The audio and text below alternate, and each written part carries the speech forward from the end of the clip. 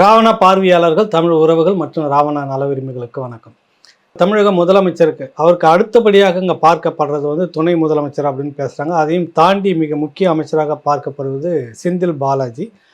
ரொம்ப முக்கியத்துவம் வாய்ந்த ஒரு அமைச்சராக பார்க்கப்படுகிறார். சமீப காலமாக முதலமைச்சர் அவர்கள் போகிற வருகிற இடங்களிலெல்லாம் அவருக்கு கொடுக்கக்கூடிய அந்த செந்தில் பாலாஜிக்கு கொடுக்கக்கூடிய அந்த முக்கியத்துவம் எப்படிப்பட்டது என்று எல்லோரும் மற்ற மூத்த அமைச்சர்களே பார்த்து வியக்கிற அளவுக்கு ஒரு முக்கியத்துவம் அவருக்கு கொடுக்கப்படுகிறது. இப்படிப்பட்ட அந்த செந்தில் பாலாஜியினுடைய அமைச்சர் பதவி நீடிக்குமா அப்படின்னு இன்னைக்கு ஒரு பெரிய இடி விழுந்திருக்கிறது. உச்சநீதிமன்றம் தலையிலே ஒரு இடி இறக்குன்னு சொல்லுவாங்களா, அப்படியான ஒரு கேள்வியை கேள்வி கேட்டிருக்குது. என்னன்னா, இதுக்கு முன்னாடி ஒரு நடந்த சில விடயங்கள் நம்ம சொல்லிடுவோம். அமலாக்கத்துறை அவர் மேலே ஒரு வழக்கு, பண மோசடி வழக்கில் வழக்கு போட்டு 471 நாள் சிறையில் வைத்துக்கிட்டு இருந்தது. அதில் தொடக்க ஒரு பாதி காலகட்டம் வரைக்கும் அவர் அமைச்சராக இருந்தார். கைது செய்யப்பட்டு சிறையில் இருந்தாலும் அமைச்சர் என்ற அந்தஸ்தோடவே இருந்துக்கிட்டு இருந்தார். அப்போ அவருக்காக பெயில் நீதிமன்றத்தில் உச்சநீதிமன்றத்தில் போகும்போதெல்லாம் அமைச்சர் பதவி இருப்பதால் வெளியே போனார்னா அந்த சாட்சியங்களை எல்லாம் கலைத்து விடுவார் அப்படிலாம் நிறைய கருத்து கூறப்பட்டது. ஏற்கனவே அவருக்கு எதிராக அங்கே அந்த அதிகாரிகள் மீது ஒரு பெரிய கை வைத்து சலசலப்பெல்லாம் ஏற்பட்டது கேள்விப்பட்டிருப்பீங்க. அப்படிப்பட்ட ஒரு செல்வாக்குள்ள அந்த நபர் அமைச்சர் பதவியில் இருக்கும்போது அவர் வெளியில் போனார்னா சாட்சியெல்லாம் கலைச்சிருவார், அதனால் பெயில் கொடுக்கக்கூடாதுன்னு பல முறை தள்ளி போட்டுக்கிட்டு இருந்தது. அதுக்கு பிறகு தான் யோசனை பண்ணிவிட்டு ஒரு காலகட்டத்தில் அவர் அமைச்சர் பதவியை ராஜினாமா செய்ய வைக்கிறாங்க தலைமை. ஏன்னா அவர் எப்படியாவது வெளியில் எடுத்துடணும், அதனால் அமைச்சர் பதவி பிறகு கூட கொடுத்துக்கலாம், ஒன்றும் பிரச்சனை இல்லைன்ற மாதிரி அவர் இப்பொழுது அமைச்சராக இல்லை என்ற நிலையை உருவாக்கி அப்புறம் அது பிறகு சுப்ரீம் கோர்ட்டில் போகிறாங்க. திருப்பியும் அவருக்கு பெயில் மூவ் பண்ணும்போது அவர் இப்போ அமைச்சர் இல்லை, உடல்நிலை இப்படிலாம் இருக்குது, அவருக்கு அறுவை சிகிச்சை செய்திருக்கிறாங்க, இப்படியான பிரச்சனைகள் இருக்குன்னு பல காரணங்களை கூறி பிணையில் வந்திருக்கிறார். வந்த உடனே சில மாற்றங்கள் நடந்தது. உடனே பார்த்தீங்கன்னாக்கா முதலமைச்சர் துணை முதலமைச்சர் டெல்லிக்கு போனாங்க, வந்தாங்க. அப்புறம் அடுத்த நாள் பார்த்தீங்கன்னாக்கா உடனே ஓரிரு நாளில் உடனே அவருக்கு அமைச்சர் பதவியேற்க ஏற்றுக்கிட்டார். ஆளுநர் ரவி மீது அப்போது எல்லோருக்கும் ஒரு பெரிய சந்தேக பார்வை இருந்தது. அதாவது எந்த காரணத்தை சொல்லி அவருக்கு பெயில் மறுக்கப்பட்டு வந்ததோ, பிணை மறுக்கப்பட்டு வந்ததோ, அதே காரணம் திரும்ப அவர் பதவி ஏற்றுக்கிட்டார். இதை சொல்லி அவர் பதவி ஏற்பை நான் ஏற்க இது அனுமதிக்க முடியாது அப்படின்னு சொல்லி அதை தடை செய்கிறதுக்கு அல்ல அனுமதிக்காததுக்கான ரைட்ஸ் ஆளுநருக்கு இருக்குது அப்படின்னு சொல்லிட்டு பேசினாங்க. ஆனால் அப்படி எதுவும் அவர் செய்யவே இல்லை. எப்படி இருந்தாலும் பதவி ஏற்கவர்கள் அங்கே தானே போய் ஆகணும். அப்படி போகும்போது திரும்ப ஒரு சிக்கல் வரும் பாருங்கள் நீங்கள் வேணாம் அப்படின்னு பலரும் பேசிக்கிட்டு இருந்தாங்க. ஏன்னா திமுகவுக்கும் ஆளுநருக்கும் ஏற்கனவே ஒரு குடிமைப்பிடி சண்டை நடந்துக்கிட்டே இருக்குது. இப்போ சரி என்பதை சரியாக செய்துக்கிட்டு இருக்கிறவர் ஆளுநர் என்ற அடிப்படையில் செந்தில் பாலாஜிக்கு பதவியேற்பு ஒரு வேளை இவங்க செய்தாங்கன்னா அது அனுமதிக்க மாட்டார், நீதிமன்றத்தில் இப்படியான கேள்விகள் இருக்குதுன்னு சுழிச்சு அதை திருப்பி அனுப்பிடுவார்ன்றதுக்காக வேண்டி தான் சமரசம் செய்வதற்காக என்னவோ டெல்லிக்கு பறந்து போனாங்க, பேசினாங்க, வந்தாங்க. திரைமறைவில் என்ன நடந்தது தெரியல, அமைச்சர் பதவியை ஏற்றுக்கிட்டார். இதுக்கு மத்தியில் ஒய் பாலாஜி என்கிறவர் ஏற்கனவே பாதிக்கப்பட்டவர். அதாவது இந்த ஒரு முன்னாள் அமைச்சராக அதிமுக பெருளில் இருந்தபோது ஓட்டுநராக இருந்தபோது எல்லாருக்கும் வேலை வாங்கி தரதாக மோசடி செய்த அந்த வழக்கில் அவர் உச்சநீதிமன்றத்துக்கு ஏற்கனவே போயிருந்தார். இது உச்சநீதிமன்றம் திரும்ப போயிருந்தார் மனு போடும்போது. உச்சநீதிமன்றம் ஏற்கனவே இவர் மீது வழக்கு பதிவு செய்து விசாரிக்க வேண்டும் என்று உத்தரவு போட்டு 1 வருஷத்துக்கு மேலே ஆயிடுச்சு.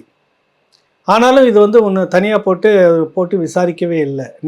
உச்சநீதிமன்றம் சொல்லியும் விசாரிக்கலை அப்படின்றத மேற்கோள் காட்டி இந்த வழக்கு பதிவு செய்கிறது. வழக்கு விசாரணைக்கு வரும்போது இவர் தரப்பில் என்ன சொல்ல வராங்கனாக்கா, இதை அரசு தரப்பு என்ன பண்ணியிருக்கு, தமிழ்நாடு அரசு தரப்பு இந்த போக்குவரத்து தொழிலாளர் விஷயத்தில் வேலை வாங்கி தரதாக நடந்த மோசடி இருக்குல்ல, அதில் அரசு தரப்பில் 2000 பேரை சேர்த்துருக்கிறாங்க. இது வழக்கை நீர்த்து போக செய்வதற்கான ஒரு திட்டமிடல் இது.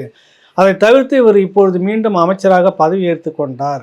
பதவியை ஏற்றுக்கிட்டதால் அவர் மந்திரியாக இருக்கிறதால அதில் சாட்சியங்கள் கலைக்கப்படலாம், அவர்களுக்கு ஒரு அழுத்தம் ஏற்படலாம்.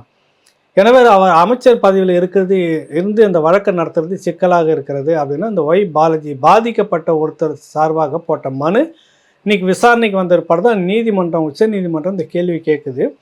எப்படி அவர் பதவி ஏற்றுக்கொண்டார்? இதுதான் முதல் கேள்வி. அவருக்கு பெயில் கொடுக்கும்போதே அமைச்சராக இல்லை என்பதால் தான் பிணை கொடுக்கப்பட்டது. அது வரைக்கும் அவருக்கு பிணை கொடுக்கல. அமைச்சராக இருந்த வரைக்கும் பிணை கொடுக்கவே இல்லை, பெயில் கொடுக்கல. ஏன்னா எப்படி சாட்சியை கலைச்சிருவார்னு. அப்போ அவர் இல்லை என்று சொல்லித்தான் நீதிமன்றத்தில் நீங்கள் வாங்குறீங்க. பிறகு பார்த்து இப்போ அமைச்சராக இருக்க அவ்வளோ விரைவாக உடனே எப்படி அடுத்த நாளே நீங்கள் பதவி ஏற்றுக்கொண்டீர்கள் அப்படின்னு உச்ச நீதிமன்றம் கேள்வி கேட்குது. இதுக்கு ஒரு பதில் நீங்கள் சொல்லணும். டிசம்பர் மாதம் 12ஆம் தேதி இந்த விஷயத்தை திரும்ப நீதிமன்றம் எடுத்துக்குது, உச்சநீதிமன்றம். இப்போ அதற்கு முன்பாக தமிழ்நாடு அரசு என்ன செய்ய வேணும் அப்படின்றது தான் இன்றைக்கி இருக்கக்கூடிய ஒரு பெரிய பரபரப்பு. இப்பொழுது மாலை 3 மணி. இந்த வரைக்கும் திமுக வழக்கறிஞர்கள் தரப்புலேருந்து எந்த பதிலும் சொல்லலை.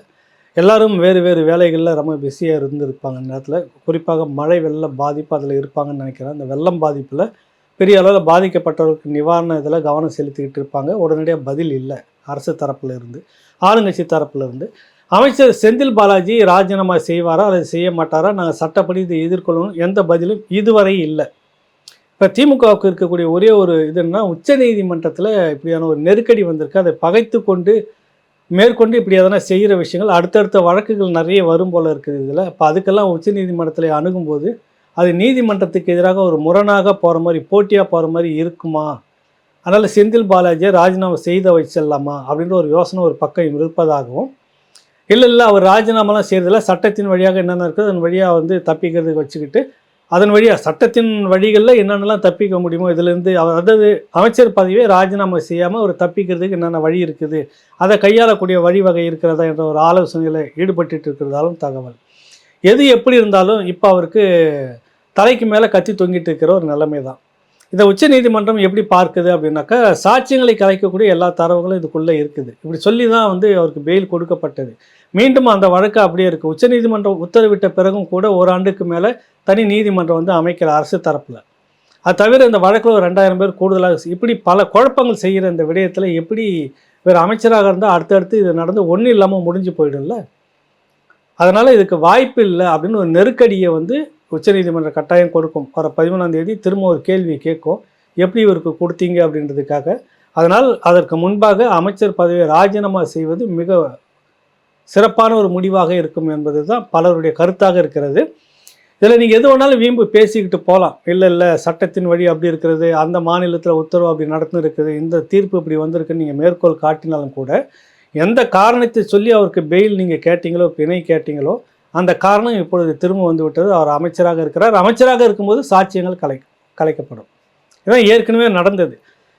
எல்லாருக்கும் அந்த பண மோசடி வழக்கில் எல்லாருக்கும் திருப்பி கொடுத்து செட்டில்மெண்ட் ஆகிடுச்சுன்னா வழக்கு இல்லை அப்படின்னு ஏற்கனவே ஒரு முயற்சி நடந்ததை வந்து திரும்ப இதெல்லாம் வந்து விசாரணைக்கு வரும். இது மட்டும் அல்லாமல் பண மோசடி வழக்கு இன்னும் பல விஷயங்கள் இருக்குது. அது தவிர்த்து இன்னும் 2-3 வழக்குகள் வருவதற்கான வாய்ப்பு இருக்குதுன்னு சொல்ல வராங்க. இந்த தரப்புலையும் திமுக தரப்புலையும் இன்னும் பல்வேறு வழக்குகளுக்கு உச்சநீதிமன்றம் போக வேண்டிய ஒரு நிலைமை இருக்கிறது. எனவே நீதிமன்றத்துக்கு எதிரான ஒரு முரண்பட்ட போக்கை இப்பொழுது கையாளக்கூடிய ஒரு சூழ்நிலை இருக்கிறதா, அது தேவையா என்ற கேள்வி இந்த பக்கம் இருக்கிறது. கூட்டி கழித்து பார்த்தால் அமைச்சர் செந்தில் பாலாஜி பதவி விலகுவது மிக சிறப்பான ஒன்றாக இருக்கும். அநேகமாக அந்த முடிவை எடுப்பார்களா அப்படின்லாம் தெரியாது. 12ஆம் தேதி 13ஆம் தேதி வரைக்கும் நம்ம காத்துக்கிட்டு இருப்போம். உச்சநீதிமன்றம் திரும்ப ஒரு தேதியை கொடுத்துருக்கு, டிசம்பர் மாதம் இந்த தேதி. அதுக்கு பிறகு என்ன நடக்குது, அதுக்கு முன்பாக இவர்கள் திரிந்து விடுவார்களா அப்படின்லாம் பல கேள்விகள் இருக்கிறது. தொடர்ச்சியாக இவருடைய அணுகுமுறை எல்லாம் எப்படி இருக்குதுன்னு பார்த்தீங்கன்னாக்கா, யாருமே நம்மளை கேள்வி கேட்க முடியாது. அதிகாரம் இருக்கிறது, அதிகாரம் இருப்பதால் என்ன வேணாலும் செய்து கொண்டே இருக்கலாம். அதுக்கு ஒரு உதாரணம், இந்த மழை வெள்ளம் பாதிப்பு இதில் வந்து எதிர்க்கட்சி கேள்வி கேட்கிறது. இந்த 4000 கோடி நீங்கள் வச்சு வேலையை செய்து முடிச்சதாக சொல்ல வரீங்க, அது என்ன நடந்தது, ஏன் இவ்வளோ மெத்தனம், இவ்வளோ குழப்படி, இவ்வளோ விஷயங்களை உடனடி நடவடிக்கைகள் என்ற கேள்விகளை கேட்பதுன்னா, அவருடைய கேள்விகளுக்கெல்லாம் மதிப்பளிக்க வேண்டியதில்லை, பொருட்படுத்த வேண்டியதில்லை, பதில் சொல்ல வேண்டியதில்லை என்பதாக தமிழ்நாடு முதலமைச்சர் ஐயா ஸ்டாலின் அவர்கள் சொல்கிறார். ஏதோ அவர்களுடைய மன்னர் பரம்பரை மாதிரி இவர்களுடைய குடும்பத்துக்கு மட்டுமே அந்த அதிகாரம் கொடுத்திருப்பதைப் போலவும் இவர்களுடைய பதில் இப்படியாக இருப்பது ஏற்புடையதல்ல அப்படின்னு பல்வேறு கருத்து, பல்வேறு விமர்சனங்கள் வந்திருக்குது. பெரும் ஊடகங்கள்லாம் இது வந்து சரியா என்னன்னு விசாரிக்காது. ஏன்னா இவர்களுக்கு ஆளுங்கட்சின்னு எப்படி ஒரு தகுதி கொடுத்துருக்கிறார்களோ அதை போன்ற ஒரு தகுதி எதிர்க்கட்சி என்பதும் மக்கள் கொடுத்தது தான் அந்த அதிகாரம். அரசு செய்கிற தவறுகளை சுட்டிக்காட்டி அரசியல் செய்வது தான் எதிர்க்கட்சியினுடைய வேலைகள். அந்த அடிப்படையில் எடப்பாடி பழனிசாமி அவர்கள் வந்து இந்த கேள்விகளை கேட்கும்போது அதற்கு ஏதோ ஒரு பதிலை நீங்கள் சொல்லித்தான் ஆகணும். இத்தனை சதவீத வேலைகள் முடிந்திருக்கிறது, கால்வாய்கள் அங்கங்கே வந்து மறுசீரமைப்பு பண்ணியிருக்கிறோம், இந்த இடங்களில் பாக்கி இருக்கிறது, இது அதிகப்படியான மழை வந்திருக்கிறதால இதை வந்து கட்டுப்படுத்த முடியாது, தண்ணி வத்த தான் இறக்க வற்றிக்கிட்டே இருக்கோம், அந்த இறைக்கிற வேலையை நாங்கள் செய்துக்கிட்டு இருக்கிறோம் அப்படின்னு நீங்கள் ஒரு பதிலை நீங்கள் சொல்லலாம். இப்போ 21 மண்டலத்துக்கும் சேர்ந்து ஒரு 25 கோடிகளுக்குள்ளாக சேர்ந்து பெரிய இயந்திரங்களை வாங்கி மோட்டார் பம்ப் வச்சு நீங்கள் இறச்சிக்கிட்டு இருக்கீங்க. அந்த 4000 கோடி என்னாச்சுன்னு கேட்டால் அந்த பம்ப் வச்சு தண்ணியை வெளியேற்றிட்டு இருக்கிறோன்னு ஐயா உதயநிதி சொல்கிறாரு. அப்படின்னா இந்த மிஷினே போதுமே, இன்னொரு இப்போ 10-15 வாங்கி போட்டுட்டு இதை வச்சு எல்லா இடத்துலையும் இறச்சி ஏற்றிக்கிட்டு இருக்கலாமே, ஏன் அந்த 4000 கோடின்ற ஒரு கேள்வி வருதா இல்லையா? அப்போ நீங்கள் என்னென்னலாம் செய்திருக்கிறோம், எவ்வளோ தூரம் இதை நிறைவேறுக்கிறது, எவ்வளோ தூரம் திட்டங்கள் செய்திருக்கிறோன்றது சொல்லணும். அதுதான் ஒரு அரசனுடைய ஒரு மரியாதை மிக்க ஒரு செயல்பாடாக பார்க்கப்படும். மக்களுடைய பிரதிநிதியாகத்தான் நீங்கள் இருக்கிறீங்க. அதனால் எதிர்க்கட்சிகள் கேட்குற கேள்வி உதாசீனப்படுத்தி அவர்கள் கேள்விக்கெல்லாம் மதிப்பளிக்க வேண்டியதில் ஒரு பெரிய உச்சத்தில் இருக்கிறீங்க. அந்த மாதிரி உச்சத்தில் தான் செந்தில் பாலாஜி விஷயத்தில் நீங்கள் இருக்கிறீங்களோ அப்படின்னு நமக்கு தோணுது. தொடர்ச்சியாக அடுத்தடுத்த இந்த மாதிரியான விஷயங்கள் நீங்கள் வந்து ஒரு பெரிய அளவில் எங்களை கேட்பதற்கு யாருமே இல்லை இந்த உலகத்தில். இது ஒரு மன்னர் ஆட்சி, மன்னருக்கு அடுத்து இளவரசர், இளவரசருக்கு அடுத்தது இன்னொரு இளவரசர் வந்துக்கிட்டே இருப்பார். இது யாரும் வந்து நீங்கள் உள்ள இதுக்கான ஒரு ஜனநாயக கட்டமைப்புலாம் ஒன்றும் கிடையாது. நாங்கள் என்ன வேணாலும் செய்வோம், வழக்கை எப்படி வேணாலும் மாற்றுவோம், எப்படி வேணாலும் தாமதப்படுத்திக்கிட்டு இருப்போம் அப்படின்னு நீங்கள் நினச்சிக்கிட்டீங்கன்னா அது இந்தியாவுக்குள்ளே ஒரு ஜனநாயக நாட்டுக்குள்ளார சரி வருமா? முதலமைச்சருக்கும் ஒரே சட்டம் தான், ஒரு சாமானிய மக்களுக்கும் ஒரே சட்டம் தான். சட்டம் எல்லாருக்கும் ஒன்று தான் அது. அப்போ இதற்கெல்லாம் சேர்ந்து ஒரு பதில் நீங்கள் வர டிசம்பர் 13க்குள்ளே நீங்கள் உச்சநீதிமன்றத்தில் சொல்லி ஆகணும். அதற்கு முன்பாக ராஜினாமா செய்து விடுவது ஒரு நாகரிகமாக இருக்கும். ஏன்னா இது வந்து உங்கள் தனிப்பட்ட ஒரு விஷயத்தினுடைய அசிங்கம் அல்ல, தமிழ்நாட்டு மக்களுக்கு ஏற்பட்ட ஒரு அசிங்கமாக, தமிழ்நாட்டுக்கு ஏற்பட்ட ஒரு அவமானமாகத்தான் பார்க்கப்படும். உச்சநீதிமன்றம் கேள்வி கேட்பதென்றால் தமிழ்நாடு அரசை பார்த்து தான் கேள்வி கேட்டுக்கொண்டிருக்கிறது. அது தனிப்பட்ட நபரை அல்ல, அவங்க குடும்பத்தை அல்ல. இந்த ஒட்டுமொத்த கௌரவ பிரச்சனை என்பது தமிழ்நாட்டினுடைய மானம் என்பது இதற்குள்ளாக இருக்கிறது. எனவே செந்தில் பாலாஜி அவர்கள், இந்த அரசு செந்தில் பாலாஜியினுடைய பதவியை திரும்ப பெற்றுக்கொண்டு நீதிமன்றத்தில் அதுக்கான பதிலை சொல்ல வேண்டியதுதான் மிக சிறந்த பதிலாக இருக்கும் ஒழிய, அமைச்சர் எதிர்க்கட்சி தலைவர் எடப்பாடி பழனிசாமிக்கு சொன்னதை போன்ற அவர்களுடைய கேள்விக்கெல்லாம் மதிப்பளிக்க வேண்டியதில்லைன்னு சொல்கிற மாதிரி உச்சநீதிமன்றத்திலையும் நடந்துக்காதீங்க அப்படின்றது தான் நம்மளுடைய வேண்டுகோளாக இருக்கிறது. மீண்டும் ஒரு நிகழ்ச்சியில் சந்திப்போம். நன்றி, வணக்கம். உள்நாடோ வெளிநாடோ எங்கிருந்தாலும் உங்களில் சில பேருக்கும் பல வழக்குகள் இருக்கலாம், கூட சிக்கல் இருக்கலாம், யாரிடம் கேட்பது, எப்படி செய்வது என்ற குழப்பம் இருக்கலாம். உங்களுக்காகவே இந்த நிகழ்ச்சி. சட்டம் என்ன சொல்கிறது? சென்னை உயர்நீதிமன்ற வழக்கறிஞர் முனைவர் ஜி தியாகராஜன் அவர்கள் பதில் அளிக்கிறார். பிரபல ஊடகங்களில் நிகழ்ச்சியை நடத்தியவர். உங்கள் கேள்விகளை அனுப்புங்கள்.